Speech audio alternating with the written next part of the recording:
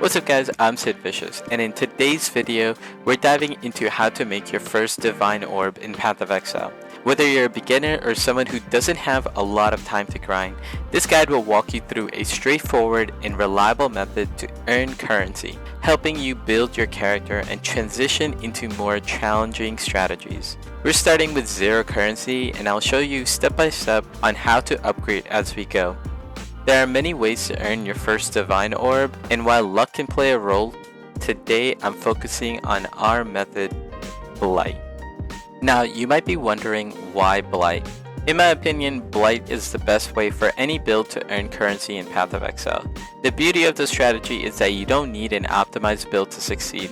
In this video, you'll see that I try to avoid using my skills as much as possible, and I even have a live stream VOD with timestamps for you to check out after watching this video. It's all about making this as easy and accessible as possible. Let's talk about the Atlas tree. We're keeping it simple with only 50 points spent. Why only 50? Well, you get your second Atlas tree unlock after completing 50 bonus objectives while mapping, which essentially is completing 50 maps.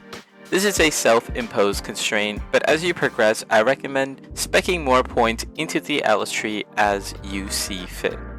The principles of the strategy can be taken all the way to the endgame, and you can optimize it for even higher earnings. Since our focus is Blight, our Atlas tree is pretty straightforward. We're taking all the Blight nodes we can. Key notables include those that reduce tower costs, which makes Blight encounters super easy while mapping. Don't forget Cassia's Pride, which turns encounters into pure tower defense, allowing almost any build to succeed. The Fungal Horizon notable is core to the strategy as well. It increases our chances of getting blighted maps. Remember, while regular maps benefit from this Atlas tree, blighted maps are not affected by the Atlas tree at all. Once your Atlas tree is set up, start by running any white tier map with no additional investment. I like to use alchemy orbs for more loot whenever I can, but it's not necessary. Thanks to our Atlas tree, you'll encounter Blight in 100% of your maps. The goal here is simple. Complete the Blight encounter, grab any oils and loot you get from it, and most importantly, try to get a blighted map drop. Once you have a blighted map, that's when the real farming begins. If you run out of blighted maps or you didn't get one, just keep mapping until you get a blighted map. For your first map, it's okay to run it scour and without any annoyance. But if you have amber, sepia, or clear oil, go to Cassia and anoint your map. You can use up to 3 oils, and they can be the same. Amber is the best one, and it reduces the cost of building and upgrading towers. Sepia increases tower damage, and clear slows down monsters, buying you more time. If you need to find Cassia in your hideout, just hit the arrow at the bottom of the screen, then edit, decorations, and search for Cassia to place her wherever you want in your hideout. She'll give you access to anointing if you don't have a Blight stash tab. Blighted maps are all about tower defense, and your objective is to protect the pump. Here are some key points for both Blight encounters while mapping and blighted maps. Number 1. Check for immunities. Pay attention to the immunity icon in each lane. These show which type of towers the monsters are immune to, so you'll need to place different towers to counter those lanes. Second thing to consider is creating choke points using seismic freeze and empower towers. If you only have 2 options for tower placement, go with freeze and stun towers. And if there are immunities to consider, then make sure to counter by either going freeze and empower or stun and empower.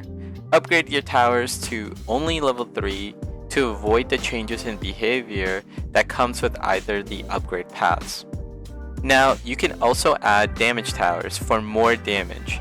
Depending on the immunities, use Shock Nova Tower, Fireball Tower, or Summoning Tower. These can be upgraded fully with Fireball becoming Meteor Tower, Summoning becoming Scout Tower, and Shock Nova can go into either Arc or Lightning Storm Tower. Near the pump, I also like to sometimes place level 3 Summoning Tower to block any stragglers that get by. Look for overlapping lanes and create strong chokeholds. Over time, you'll get better at placements and finding out what works best. After your first blighted map, you should have some oils and maybe even a few currency items to buy some more oils to upgrade your strategy. Some common items to sell include stack decks, gem cutters prism, and any extra oils you don't plan to use. If your first blighted map was challenging, it's time to optimize. Start by anointing your rings. The main ring anoint you want is Meteor Tower Leaves Burning Ground, which requires violet and indigo oil. This anoint will make your entire Blight encounter much easier. With this anointment, you want your primary damage towers to be meteor towers now, and the other towers just to help you out if you see some immune monsters. For your second ring anoint, you have a few choices. In my test run, I use Empower Tower has increased range, which requires verdant and black oil. A more expensive option is Chilling Towers freezes enemies for 0.2 seconds, which requires opalescent and silver oil. You can also optimize your blighted maps by using oils on the map.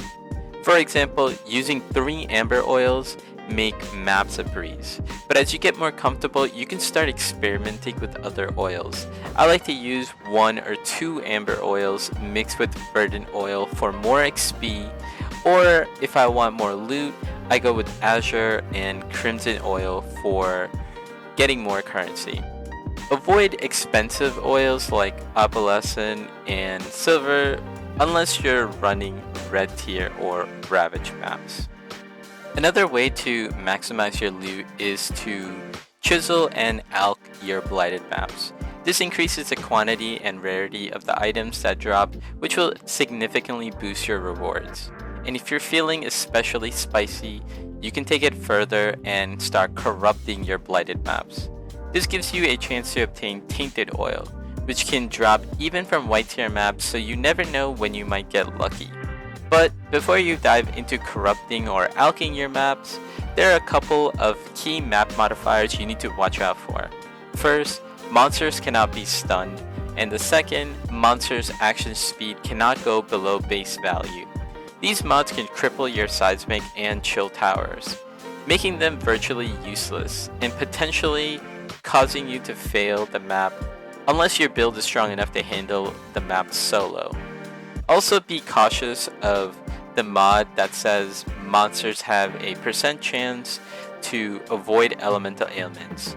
This can be troublesome for your chill towers, but your seismic towers should still perform well. Now let's talk about the results. Once you have your anointments set up, everything becomes easier. Run maps, get blighted maps, run those, and repeat. With this strategy running only white tier maps, I made roughly over 1 divine per hour, which is solid if you're starting with 0 currency. I did get 1 lucky divine drop, but most of the profits came from liquidating currency like stack decks, raw chaos, and some oils. I didn't even sell everything, such as scarabs and bubblegum currency, so there's still potential for extra profit. And there you have it, how to make your first divine orb. Let me know what you think in the comments. Don't forget to like, comment, and subscribe. If you want more examples and details, check out the livestream with timestamps for multiple runs. That's it for this video. I'm Sid Vicious, and I will see you